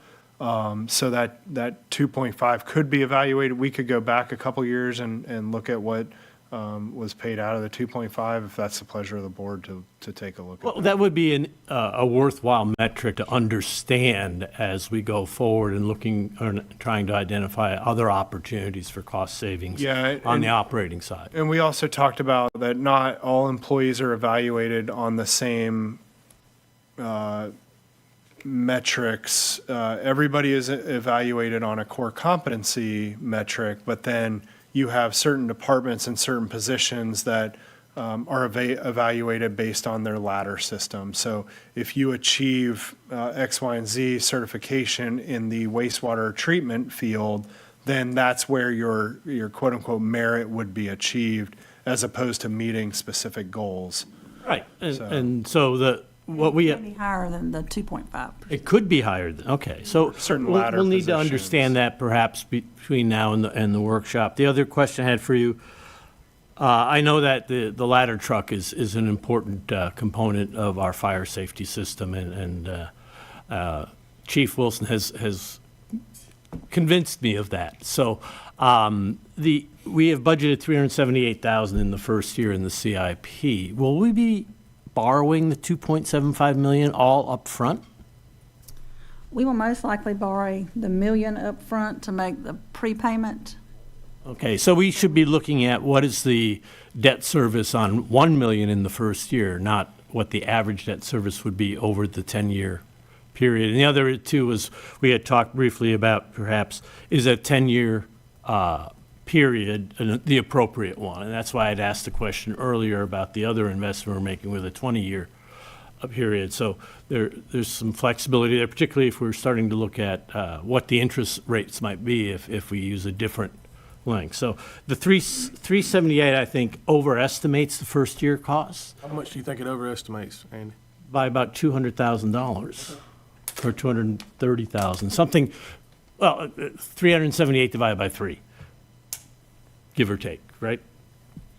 We can go back to Civic and get all the numbers for certain. Yeah, so the amortization schedule, and then, so the first 2 years, we would overestimate the payback that we would need, and the last 2 years, we would overestimate the payback.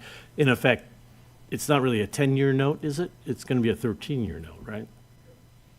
We would have to look back at the amortization schedules. Yeah, so that, and that's a number that we have an opportunity to look at. But I would like to point out that does not come out of the general fund. That does not impact the tax rate. It's in the Well, it's capital under the improvement. CIPs, and the CIPs are funded out of the general revenue. They're going to be funded out of the CIP fund. And then we have a transfer into the CIP from general revenues. I would be more than happy to have it transferred from the general fund balance. And that might be another consideration as well, using some of the If you felt the fund comfortable doing a balance. text amendment or doing an amendment on a transfer? Feel comfortable doing a budget amendment A this budget fiscal year. amendment Yes. this fiscal year? And the other one, and Mr. Brewer and I had talked about it briefly too, and I think it's a work in progress, is one of the adjustments that Pender County has made to their tax base assessment, right?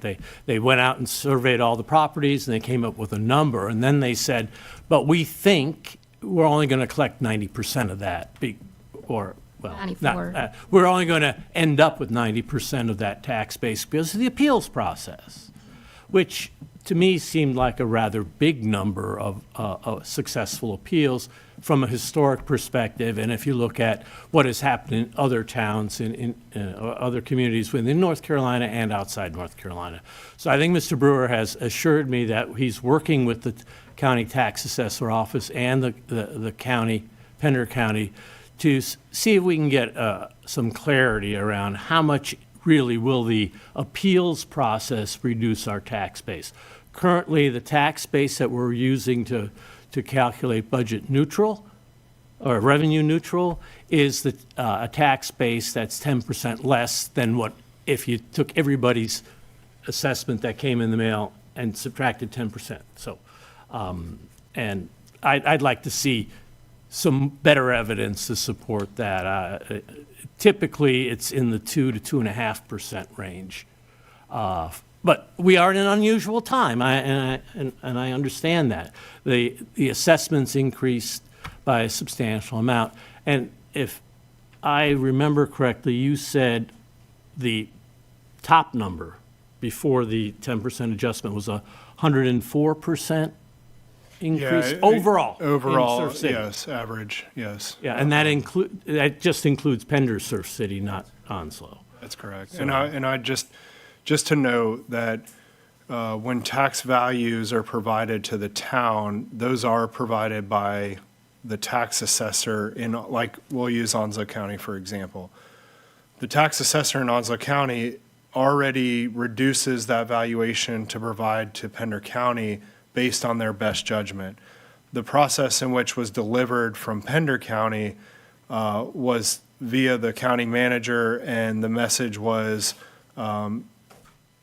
you may want to reduce this 10 to 15% because we as the town manager and finance director are not making the calls on appeals and what the ultimate value should be based on for, delivered to the town of Surf City. So we rely on external expertise to provide us that number, and historically every year that number is adjusted before we even obtain it. So we don't have readily available to say, okay, well, in 2019, that adjusted number was X. We can drill down and try to talk to the Pender County tax assessor. I've not had any successful direct communications with. They have co-tax assessors right now. They don't even have a singular official tax assessor in Pender County. So we'll do our absolute best to give you the best numbers that we can. What is presented to you is the information that is provided to us. And I totally agree. And the reason why I bring it up, I did some math in my head, and I apologize in advance, but what the 10% reduction in tax base means in terms of the appeals process is that half the people will appeal their tax, their assessment increase. And of those, half of them will have them approved. And the average adjustment in their tax will be 40%, or tax assessment will be 40%. That's what that means, 50.5, 0.5, 0.4. When I look at it from simply that math perspective, I find that to be a pretty big change in the assessed value.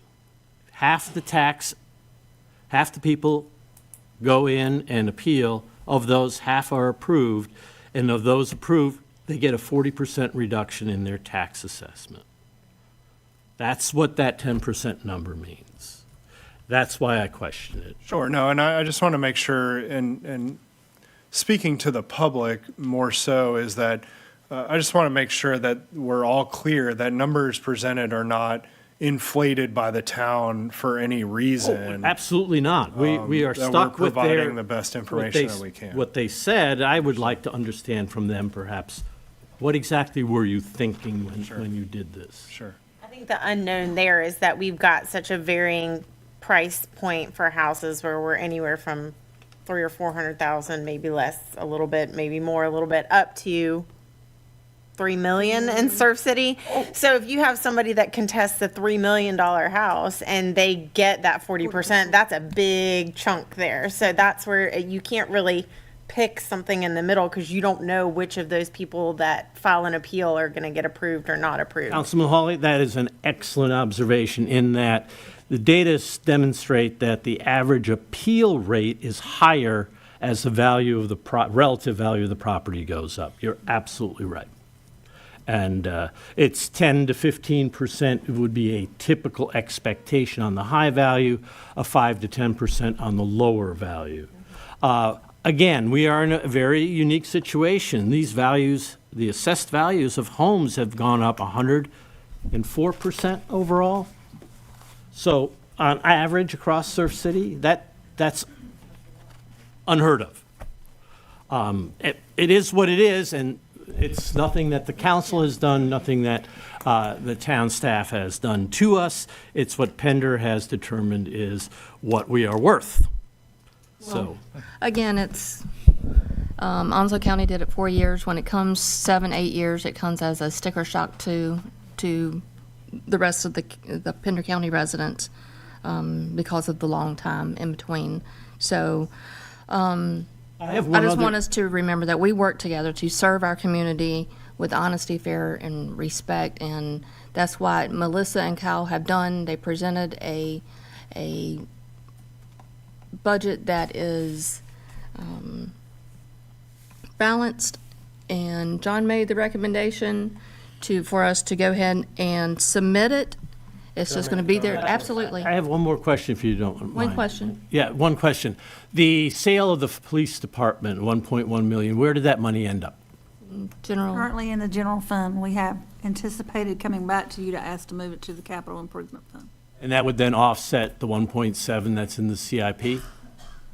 That would be, I think, the most appropriate way to do it, and the rest of the council can either agree or disagree with me, though it is owned by our town, and we should be able to use that money to fund other infrastructure investments, including fire trucks and vehicles for the police battalion chief and things like that. So, thank you. I'm done. I just want to follow up by saying to Kyle and Melissa, I think you've done a great job. I think the process you've put forward tonight was reasonable, it was rational, it was logical. You're having to deal with the numbers that you're presented. We don't get to create numbers. This process, you've worked out this budget and given details that we've actually been able to go below what our revenue neutral rate is, considering taking in the growth that you talked about. Alicia and I both got a lot of comments, and I'm sure Trudy and John have, but I know Alicia and I have specifically spoke to the same people at the same time with the tax rate before. Well, why didn't we plan ahead why didn't you see this coming, that we were going to have to hire these? Well, we know that the fireman and his fire truck is coming, and you've been able to put together a budget that drops us below our revenue neutral rate and prevents or highly anticipating preventing another tax increase before our next evaluation. I appreciate what you've done, and I want you to know it, and I want you to hear it from me, and I want you to hear it in a public forum. Thank you. That was pretty good. Question. My question was the sale of the police department building, and I do agree, yeah, so thank you, I'm good. Okay, so John did make a motion to submit for submission as presented. I second. I have a second. All in favor, say aye. Aye. All opposed, same sign.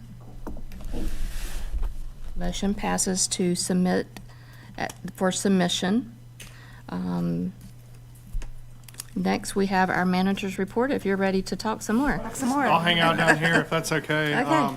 And again, just as a reminder, council's action just essentially means that we will have what was submitted available to the public.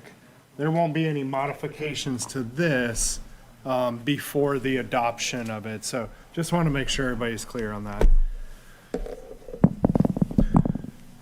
Madam Mayor and council and members of the public, it's always my pleasure to provide you updates on various things that are going on with the town. Obviously, never all-inclusive, as there's always so much happening.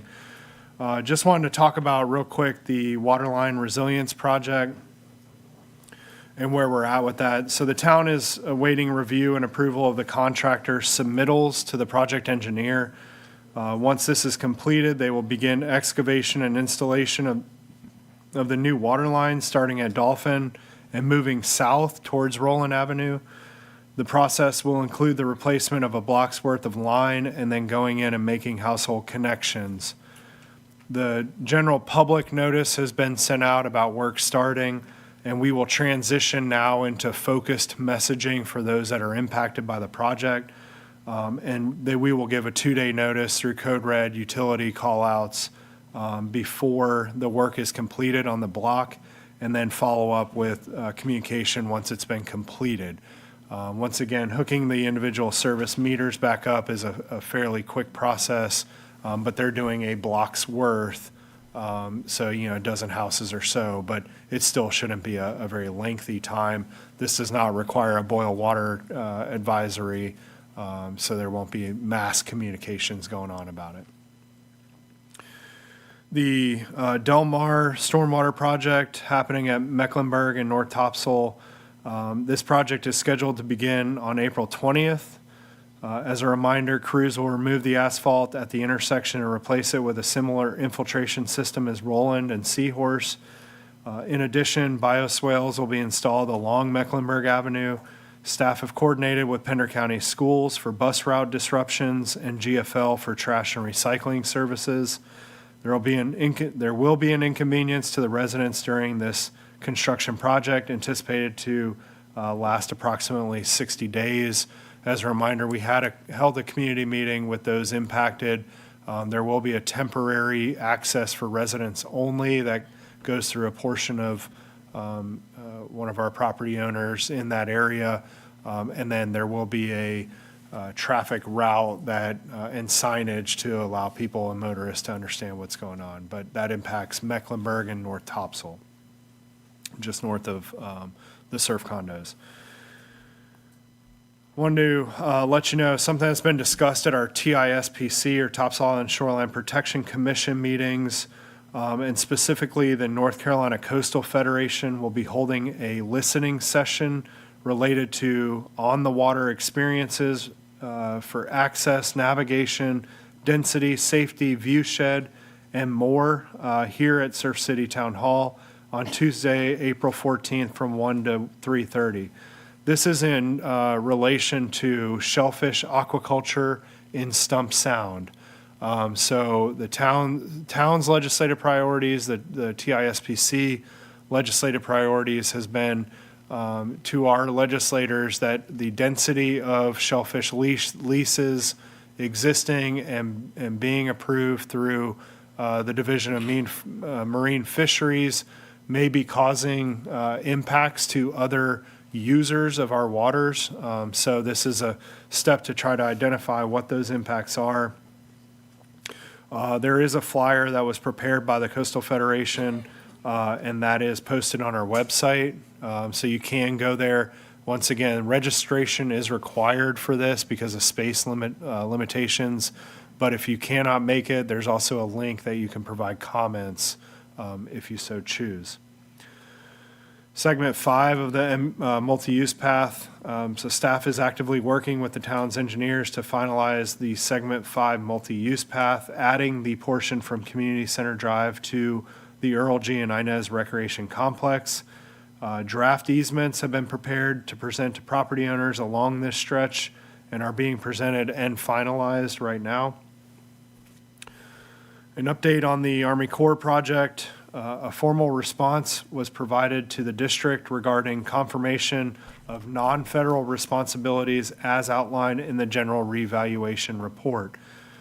Staff is also actively working on property eligibility justifications through prior development on parcels, as well as documenting vegetation lines and erosion conditions to help determine as many properties as possible for developed classification and consideration, reducing the overall cost-sharing responsibilities for the town. These elements are points that are used in developing the project partnership agreement, a parallel path of advancing the project while we wait on official word from the Office of Budget and Management. The town will be submitting to the Division of Coastal Management a CAMA public access grant. This application will be to develop a public parking area and 8-foot boardwalk, providing public access and non-motorized vessel access, and an overlook deck at town-owned property along Goldsboro Avenue. The application is due April 24th for preliminary review, and then projects will be selected for final review, which will then be due by July 31st. Final applicant notification of funding will be in September or October of this year. Wanted to remind everybody about the town's Backyard Beach Bash. The town is hosting an inaugural Backyard Beach Bash at Soundside Park on Saturday, April 18th from 3 to 8 p.m. This family-friendly event will have live music, games, and food trucks, and working with our Promotion, Special Events, and Tourism Committee and our Parks, Recreation, and Tourism staff, trying to develop events that fall within the shoulder season to boost visitor spending, sales tax, accommodations tax, et cetera. But this is geared towards our residents, so let's make this an annual tradition and plan on coming out on April 18th. Lastly, just want to talk about a couple of personnel items. On April 1st, we celebrated Susan Valiente, who officially retired from the town of Surf City. If you've ever visited the community center or gone to a special event or anything with Parks and Rec, you've probably been greeted with nothing but a smiling face and positive attitude. The epitome of a positive employee for Surf City. Susan will be sorely missed and contributed so much to the Parks and Recreation Department by helping coordinate and leading many programs that they offered, being a personal liaison to me through staffing transitions, and just an overall great person. In other retirement news, Chief Phil Voorhees has decided that he will retire from the town. Chief Voorhees has also been with the town for a little over 19 years, has faithfully served our residents, visitors, and officers of the police department. Through this chief transition, Chief Voorhees has always been a consummate leader in our community. He's been direct, objective, fair in addressing the challenges within the town. He doesn't like to talk about these types of things, but he's really the individual who has introduced the technology in policing and making sure that Surf City adopts these standards for policing that we see nationwide, and has essentially represented Surf City Police Department as a leader within our region. And I commend Chief Voorhees for his leadership ability and the places that he has taken the Surf City Police Department. Again, I can't speak enough about Chief and the community policing efforts, being within our schools, taking that responsibility head on, understanding that that responsibility, generally lends itself to the county. However, Surf City Elementary and Middle School are in Surf City, and forming that relationship can extend well beyond the school boundaries and back into our community. So August 11th will be his last week of work within the town, so we do have time. However, this leadership transition is not taken lightly. A chief of police must be able to communicate with our residents, must be able to communicate with their officers, must be able to communicate with council and other department heads, and serves as an integral piece to the leadership team in Surf City. So the recruitment and hiring process will begin soon, so we have some time for a transition period before his departure. So we can look for advertisement highlighting the wonderful things that Surf City has to offer for the next professional leader within our community. So we'll probably start to get some of that information out there next week. So with that, Madam Mayor, that is my update. Happy to answer any questions that you may have. Thank you.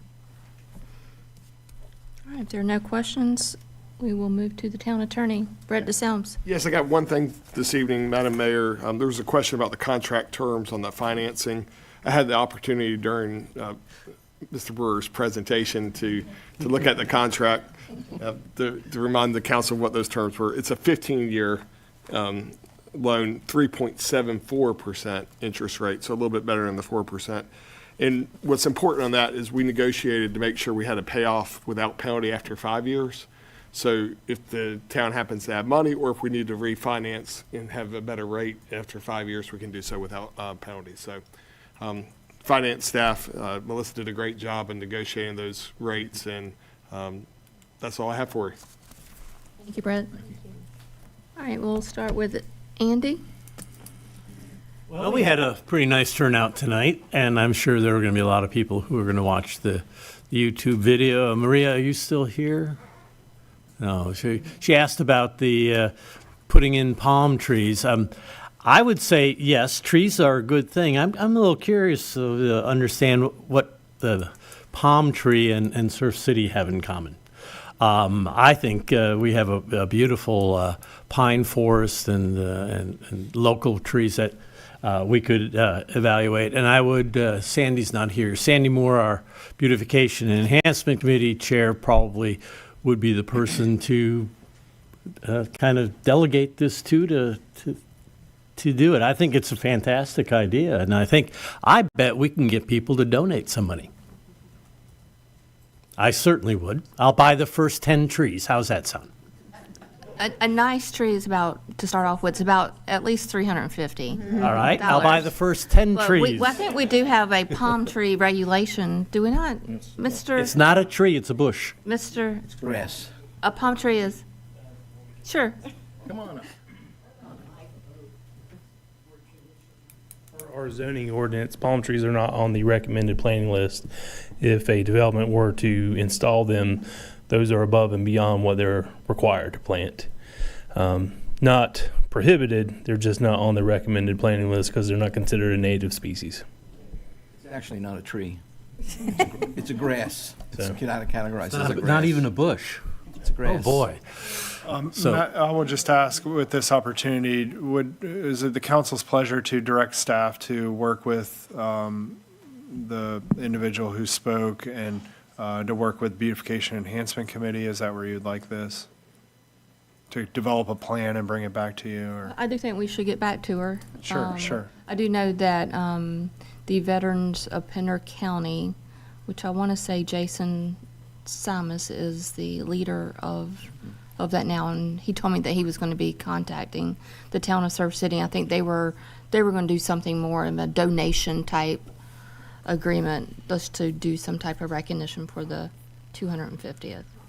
Okay. We will reach out to her and. No, I think doing something is important, and I think that the tree idea is good, considering that, I think we all enjoy the fact that we have a lot of trees and things. So anyway, I think it's great. Again, thanks for coming. The budget process is started. Doesn't mean we're finished. So if you have any questions, comments, suggestions, please feel free to reach out to me individually, reach out to your other council members, reach out to town staff with that. And I do think we decided to put this quick discussion on the workshop meeting. And at that time, maybe we'll have a little clarity around some of the questions that were raised. And so we can at least reconnect before the May 5th meeting. Is that okay? You're going to... Not at this time. If you stay after the meeting, though. Okay. Thank you. So with that, I'll pass the baton over here to Councilman Koloski. Thanks. Well, thank you, both of you, for what you've done, because Hugh's sentiments, I think it's great how you put it together, and I think it's pretty clear as to what it is. Susan will be missed, our Parks and Rec person. Phil Voorhees will be extremely missed. I don't know if anybody's ever had the opportunity to have Phil shake your hand. I have on several occasions, and I think I have early onset arthritis from that. His handshake is, as my grandfather used to say, very, very masculine and manly. I mean, I can't, I tried to counteract it, No, doesn't happen. But he will be missed because he is one heck of a guy. Thank you. Spring is here. I hope y'all are surviving the pollen. Hopefully it won't last long. We did have a great turnout. I'm digging it. We're having, as many people have been coming out having these evening meetings. I think Andy mentioned the budget. We're just getting started, so keep abreast, keep informed, stay informed, voice your opinion. And thank you for doing what you do. Thank you. Thank you. Thanks, everybody, for coming out. It was nice to see a lot of people here tonight. And again, with our retirees over there, I know Chief, the kids aren't going to know what to do without seeing him there in the mornings and in the afternoons. But and Susan is a wonderful human being. They'll both be very much missed. And again, you know, questions, comments, concerns. I think everybody up here does a really good job of trying to put ourselves out there and make ourselves available. Our phone numbers and emails are online on the town website. So if you have questions, like, this is the time to really reach out and give us your thoughts and feelings about stuff, so that we're not, after a budget's been approved, trying to retrograde stuff, because that's not really a feasible option. But thanks, everybody, for coming out, and hope y'all had a great Easter. I knew we were all going to comment on the amount of people here tonight. Because we've spent, 35. I know John's already counted, but we spent a lot of time, you know, talking about that. And if we moved the meetings later, was it really going to help people show up? So we're thankful that that one of our decisions has worked out really well. So for all of us, I hope. So we do have a great amount of information to consider from the budget submission, and not just a considerable amount of time, but an extreme amount of time was spent on this by the department heads and all that. I see that more and more every year, and that just is, indicative of how fabulous our town employees are. This is important. This is important to all of us. We have a lot to consider. So I hope everybody will dig in whatever way they can. There's obviously YouTube presentations, and there's information you can come talk to anybody at the town about, and we are available. And I have people sometimes say to me, well, I don't want to bother you while you're out dinner with your family or whatever, but I mean, this is where we live, and this is what we do, and I'd rather talk to you in person than get a Facebook comment, to be honest. So, and maybe even a text. So I'd really like to interact with everybody in person. That's just a lot more enjoyable, and I can understand a lot more of your interests and concerns, and that's just preferable. So I encourage all of us just to act as neighbors and talk to each other whenever possible, wherever we run into each other. So I am going to miss Susan and Chief Voorhees, and I was going to comment that since Chief's here, it will be a great loss when you're gone. And I have never lacked or been disappointed at any of your presentations. They have been extremely thorough. And I just always appreciate all the time and energy and data you put into things to helping us understand when we don't come from a police background and things like that. But I also knew from day one you had a great compassion for others, and especially our young people in the community, and that's extremely valuable to a lot of us, especially if you consider our median age is 36.9 or whatever it is, and we have a lot of young families here. And so, and I want the kids to be familiar and comfortable with our police. And so thank you for making that happen. I see it happening every day. So it's just something I'm very proud of with our town. And I thank you for mentioning the beach bash. I encourage everyone to attend that on April 18th, so at the park. So. Thank you. I'm just going to say I want to encourage all of our employees to stand proud for all of your work, because you're providing safe streets, you're providing strong services, and a resilient community. And that's something to be proud of. Cal Brewer is probably the most ethical person that I know. When it comes, he's going to run everything by us. Melissa Moore, you've done an outstanding job. And you should be very proud of yourself for what you've done. I know that I am, and everyone else that sits up here is extremely proud for what you've done. So, including your finance committee, every department head that has, diligently went through their budget. I know we cut, or Kyle cut a lot of things before it even got to us, and then we sat and went line by line by line by line, and unfortunately, we can't, I mean, on the low end, 250 trees on the low end, which if they're gonna be a nice tree and you're gonna plant a tree to stay alive, on the low end, you're looking at least $90,000. So we just sat here and we slashed this budget, so, maybe it can be some type of donation. I don't want to, what she's trying to do was a very nice gesture and it should be recognized, but, to ask for the town to pay for it and that we just made some major cuts, unfortunately, I don't think that we'll be able to do, but, I want you to remember that we work every day to serve our community with honesty, fairness, and respect. And if you have any questions, we are basically here 7 days a week, 24 hours a day. Someone's going to answer their phone. So thank you for coming out. It was a well-attended meeting. Look forward to seeing you at all of the events that are to come this spring. So do I have a motion to adjourn? I will make a motion to adjourn. I'll second. A motion and a second. All in favor say aye. Aye. All those opposed, same sign. We are adjourned.